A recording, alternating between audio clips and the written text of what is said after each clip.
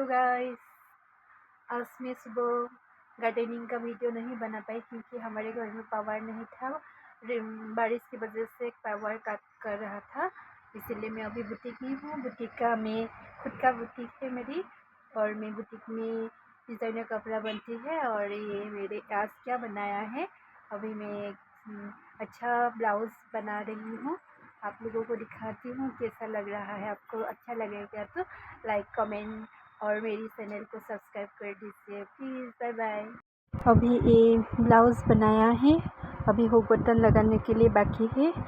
ये बैक का डिज़ाइन है और इसमें बटन लगेगा।